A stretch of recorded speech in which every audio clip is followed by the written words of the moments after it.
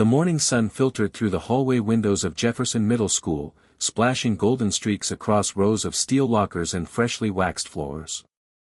Students poured in, chatting, laughing, jostling each other, just another typical Monday. Except for the girl walking alone. Her name was Ava Morgan. 12 years old, small for her age, with deep brown eyes and long, jet-black hair that fell over her shoulders like a curtain she could hide behind. She wore plain clothes, oversized sweaters, jeans that had clearly been patched, and worn-out sneakers. Her backpack hung heavy on her shoulders, almost as if it carried the weight of more than just books. No one noticed her. And maybe that's exactly what she wanted. She was the new girl. The title alone was enough to isolate her in middle school society. But Ava didn't seem to care. She spoke only when necessary, didn't look anyone in the eye, and always sat in the back of the classroom. Invisible. Quiet. Like background noise in a world too loud for someone like her. Until that day. Until he noticed her. Brady Collins was the kind of boy teachers dreaded and students followed. Loud, brash, and cruel in that smug way that only a popular kid could be. He strutted through the halls like he owned them, and most days, it felt like he did. His gang of followers, boys who laughed a little too hard at his jokes and girls who giggled even when he wasn't funny, trailed behind him like shadows. That day, during lunch, Ava sat alone at the far end of the cafeteria. A plastic tray sat in front of her, untouched. She picked at her food with a fork, her eyes downcast. That's when Brady saw her. "Hey," he called, loud enough for the entire table to hear. "Why does it look like Wednesday Addams crawled out of a dumpster?" Laughter. Loud, cruel, echoing off the cafeteria walls. Ava didn't react. She kept her head down. Brady didn't like that. He strode toward her, arrogance in every step. When he reached her table, he didn't sit. Instead, he reached down, and yanked a fistful of her hair, hard. The gasp that went through the room was instant. Everyone stopped eating. Forks froze midair. Conversations died. Ava winced, but still, she didn't cry. She didn't scream. She just slowly turned her head and looked at him. There was something in her eyes that Brady didn't expect. Not fear. Not anger. Pity. It rattled him. But before he could say something snide, a loud voice rang out behind him. "Hey! What do you think you're doing?" The crowd parted as a tall boy stormed forward. His name was Elijah. 17. A senior who had repeated a grade once and had a rough reputation. He wasn't popular in the traditional sense, more feared than liked, but he carried a quiet strength.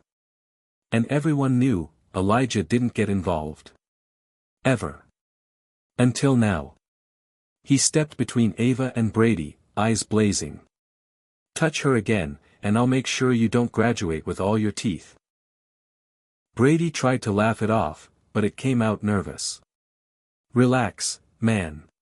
Just a joke." Elijah didn't flinch. "I don't joke about people like you." For a second, the room held its breath. Brady backed away, muttering something under his breath as his friends followed, trying to act cool. Elijah turned to Ava and knelt beside her table. "You okay?" Ava hesitated. Then nodded. "Don't let guys like him make you feel small. You don't owe anyone your silence." And then he left. But the silence he broke remained shattered. That moment was a ripple. By the next day, the story had spread through every hallway, whispered between lockers, passed in notes and murmurs. Elijah stood up for the invisible girl. And suddenly, Ava wasn't so invisible anymore. Students who had ignored her started to smile when they saw her. Some sat next to her in class. Others offered her seats at their tables. She didn't say much, but her soft thank yous and kind eyes said enough. But no one knew the full story. Not until weeks later, when the school held its annual Voices of Change assembly, where one student was chosen to speak about a personal story of growth or resilience. To everyone's surprise, Ava was the one walking onto the stage. The auditorium was packed. Lights dimmed. Whispers buzzed. Then she spoke. "My name is Ava Morgan. I moved here 3 months ago. Not because my family got a new job, or because we bought a new house. I moved because my dad died, and my mom couldn't afford to stay where we lived. We stayed in a shelter for a while. That's where I learned how to disappear, to make sure no one noticed how hungry I was, or how I wore the same shoes every day. I didn't want pity. I just wanted quiet. You could hear a pin drop. But one day, someone reminded me that silence doesn't protect you. That sometimes, standing up for someone changes more than just a moment, it changes a heart.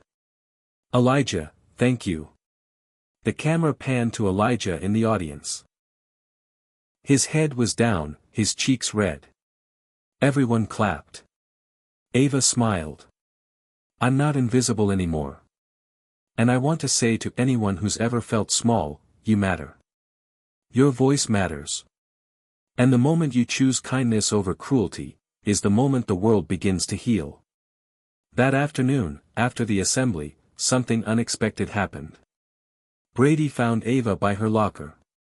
He stood awkwardly, his hands stuffed into his hoodie. "I'm sorry," he mumbled.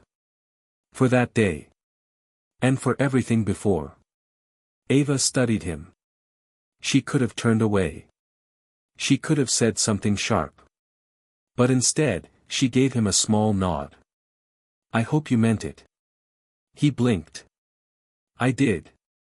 And for the first time, Brady Collins walked away feeling the sting of shame, and the hope of redemption. Months passed. Ava joined the yearbook committee. She wrote poetry that made it into the school newspaper. She started tutoring younger students who struggled in reading, something she herself had once needed. Elijah graduated that year. Before he left, he gave Ava a book. "The Invisible Man Inside the Front Cover," he wrote. "Even invisible people have power. You reminded me of that." Final scene. Years later, Ava stood in front of a crowded auditorium again, this time, wearing a teacher's badge, a microphone in her hand.